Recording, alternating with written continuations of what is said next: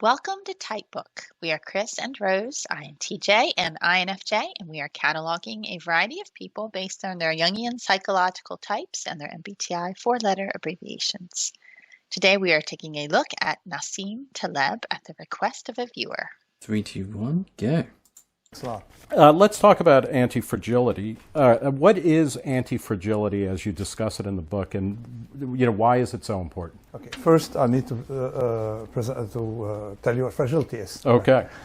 Once you map fragility as what does not like volatility, then you can realize that the opposite would be something that likes volatility and likes variation, likes turmoil, likes stress, up to a point. And the opposite would be robust. Robust is like a rock, it doesn't care. Diamond is robust, perfectly robust. What is anti-fragile gains from disorder and effectively may even need disorder for fuel. So here you have three categories for objects. The fragile doesn't like volatility. The robust doesn't care. The resilient, the adaptable, really doesn't improve from stress. And you talk about it in terms of materials. That a robust thing, you mentioned a rock or a diamond. It's just there. It doesn't gain, but it can shatter from being up to a point. Up. You're always robust or fragile, anti-fragile up to a point. Right, but then for anti-fragility and fragility applies more to kind of systems or human living organisms. Exactly. What people fail to understand, and this is where libertarians tend to pick it up rather quickly, is that even when you read Adam Smith, you have this illusion that the economy functions like a machine. Mm-hmm. It's not like a washing machine. A washing machine needs maintenance. It's more like a cat than a washing machine. So like the human body needs some stressors, and everything organic and complex communicates with the environment via stressors. Mm-hmm. When you say something about observing the world, reflecting on it, reflecting on what you see, and synthesizing it into practical explanations. It's almost like he's broken down the system into its component parts. And then he said, no, this doesn't work altogether. This is this is that, this is that. Together it's an organism. He's almost like eviscerated the body of the economy, and he's got the organs, and he's realized that they're separate. It's very surgical. And this is different from NI. What people do wrong is they want to say, this is that, and this is this. This function is this. Looking up is NI, or NI is scope, NI is vision. And it's like, no mate. Everyone has these things. Vision is separate from MBTI, or psychological types, whatever you want to call it. All these things are a product of our functions. They're not our functions. So that anyone can be a visionary. It just depends how they use their tools, essentially, i.e. their functions, to provide that visionaryism. And so in that way, I think when people say NI is visionary, well, let's give them the benefit of the doubt, and they mean it in a very specific sort of way. Yes, and that's the every time. SI is visionary too, in a very specific way. Right. Well, I would say that a lot of SI people that I see, a lot of times I do call them short-sighted because they don't have the same visionary qualities that I do as an NI. But that doesn't mean they're not visionary. It just means they're not visionary in the same way that I am. Therefore, I consider it short-sighted because I'm coming at it from my perspective as an NI user. Yeah. NI is probably more all-encompassing, but perhaps less scrupulous. Right. But wouldn't you say SI is all-encompassing? it's certainly all encompassing in a certain way, right? In its way, yeah. It's all encompassing, as in like we perhaps would our all encompassingness would entail the sensory experience as well as the intuitive patterns deacon of the sensory experience. And that's why we would deem it more all-encompassing. Because we're offering something that the sensor struggles with. It's a kind of like a in low frequency. It's an uncommon trait. It's a very niche area. And of course, people don't understand. That's why it's all-encompassing. But for this guy, he would say, well, no, I've done it. It's all done. Mm-hmm. I'm studying economy, whatever, government, finance, all the things that he studies, and he's broken them down like a machine, but then at the same time, he's added like the very human element to it, which is, okay, these are components, but they flow based on the volatility of people, the humanity and the feelings and the fears of people, essentially, which is very clever. And this is what an ISFJ can be so amazing at, because they get people, they understand people, they're attuned to people, but they're also extremely mechanical and extremely I don't know, almost they're like hot and cold, warm and dry, and all at once. It's a very interesting dichotomy. Okay, 3, 2, 1, go. Economy is not like a washing machine; it's more like a cat. I mean, that's basically it's an organic whole, or an organic isn't the right word, but it's a complex organic system. Like I call it organic like complex system. Yes. Okay, and then is it true though that in a complex system like that, then is every element of it?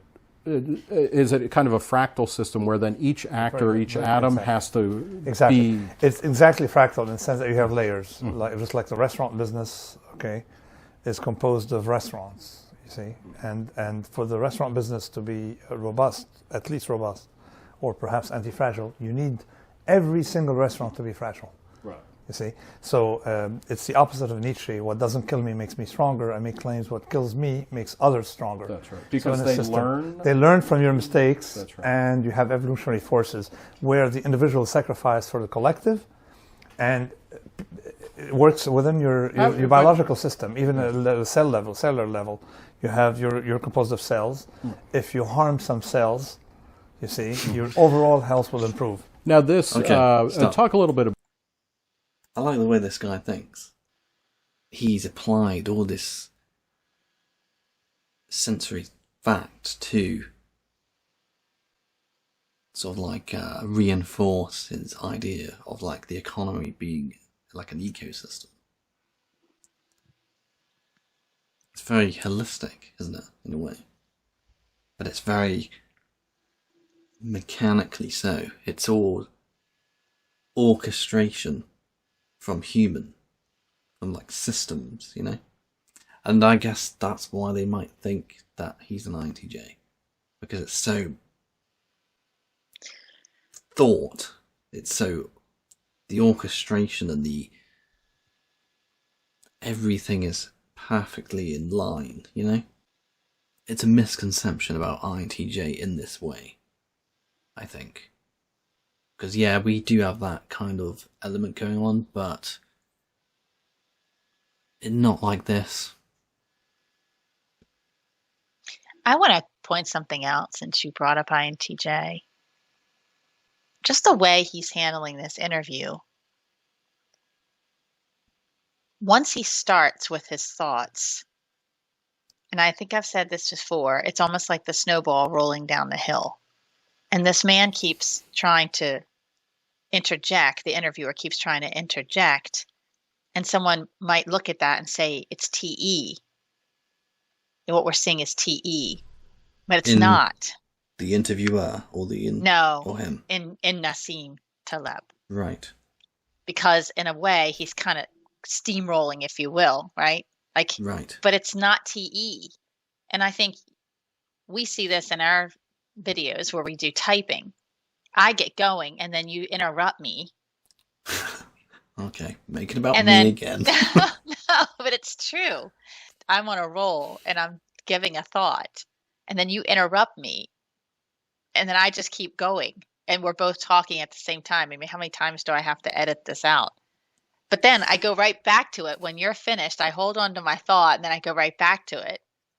But that's what I'm seeing him do here. It's like he's not allowing this man to interrupt him. And someone would say, oh, well, what about FE, Harmony, and ISFJ? You know, no, because he has things he wants to say and he's on a roll and he wants to be able to say them because it's difficult for us. You know, once we get into that place, please do not interrupt because we have to get it all out. You know, we're on a roll. And I think it's not in that case, it's less about the other person and more about what we're thinking. I say we because as an INFJ, I share the two middle functions with the ISFJ, and I can relate in this way. So don't interrupt when I'm on a roll. Well, I'll let you know when you're... That's supposed to be funny. I'll let you know when you're rude. How about that? All right, can we just keep going, please? I'm waiting for you to be quiet. Oh, shut up. Just go. Okay, 3, 2, 1, go. More about that, because most people would say, okay, when you have a system and if there's a contagion in it, if there's a cancer in it, if there's some kind of stressor that starts taking over, you know, it's going to spread to the whole system. And isn't this what we hear in the banking, you know, in the financial crisis, that, oh, there's a contagion and it spreads out? You're arguing that actually a robust or an anti-fragile system is capable of seeing this part of the system being cancered and learning from it. Exactly. Cite the great Yogi Berra. Mm-hmm. Sure. A good anti-fragile system is a system in which all mistakes are good mistakes. Right. You see, and a bad system is one in which, See, you can see that he's an FE man. Yes. He's coming out a bit more now. He's being more... Isn't that always the case, though? Don't they just seem to kind of get warmed up as they go? Yeah. We see that a lot with ISFJ males. They tend to come out of the gate very stoic. Right. And then the more they go, then the warmth really comes out. Their idea of... the fundamental idea of properness is the default state. Yes. And then they see the person, like the person, react positively to the person, or negatively, maybe. Mm-hmm. But, yes. And there's a big difference, you know, like between, say, an ESFJ, who's the dominant extroverted feeling type, and the sensory introvert, sensation introvert, which the ISFJ is. And that's why it's important, really, to see not the type as all the functions, as a stack, but to see the type as what its dominance is in. This is the introverted sensation type. And I think Jung did that for a reason. And speaking of reasons, why you should like and subscribe right now, immediately. Every time you do like and subscribe, a kitten is saved from certain death. And it also motivates us to make more videos, so then you should do that. Otherwise we will fade away, never to be seen again. So if you value what we're doing here, you want to see the type but grow into a tome of eternal personalities, then that's what you should do, really. It's only fair. Okay, 3, 2, 1, go. Paraphrase Yogi Berra, you tend to make the wrong mistakes. Right. So let's compare the banking system to, say, transportation. All right. Every plane crash makes the next plane crash less likely and our transportation safer. Now with the banking system, it's because of, you may blame it on government. I do blame it on government, but it could be something else. Wait, did you say you do blame it on government? I do sort of blame it on large government, means large banks too big to fail. I mean, but the failure of a bank leads to an increased probability of failure of the entire system, and that's a bad system. How, just with the banking system, what's the best way to stop that so that you're not allowing the problem to replicate? Okay, I have the way I present things is overall. I say what fragilizes an overall system. What does fragilize the overall system? The three things. Number one, centralization. Decentralization spreads mistakes, makes smaller mistakes, like Switzerland, perfectly decentralized, and smack in the middle of Europe. So decentralization, which is where we converge with libertarians. Right. A second one is low debt, because we've discovered since the Babylonians that debt has systemic consequences. Whereas equity, doesn't have the same. Well, wait. Now talk about this, because I happen to agree with you that large debt, and we're at what 100% of the American economy. But I'm just saying. But just today or yesterday, Paul Krugman, one of your great. This is a man who's just confident in his subject matter. Yep. I think this is where people get TI and TE confused all the time, because it looks like he's very domineering in this way, right? I mean, it looks like he's coming at this from like almost a sledgehammery sort of way. Yes. But it's not. It's just a man who's confident in what he knows. Once he's on a roll, he doesn't want to be interrupted because he has thoughts he's trying to hold on to. Yes, that's why you shouldn't, again, that's why you should not generalize and say, this is this is that. It's not quite the same, but we all fall for it. Like an INTP, for instance, in some ways feels like a TE type, because you're used to seeing generally TE types being a certain way, being very confident in the way they think, but remember that the INTP is a thinking type. Right. It is the thinking type. And they've thought and overthought what they want to say. Exactly. And have said it probably billions of ways in their brain before it ever comes out. So, of course, it's going to look very authoritative. Yeah, so it flows. Mm-hmm. It's the same with this guy. Yes, he's a third slot TI, but that doesn't mean you're more or less intelligent than anyone else. It's still TI. To support our project, please comment, like, and subscribe. We want to encourage a dialogue in the comments, so substantiated disagreement is welcome. Check out the playlist for this type and our recommended video below. If there's someone you want us to type, please leave a comment for us. Or you can look into our fast track system to find out how you can get your favorite people typed sooner.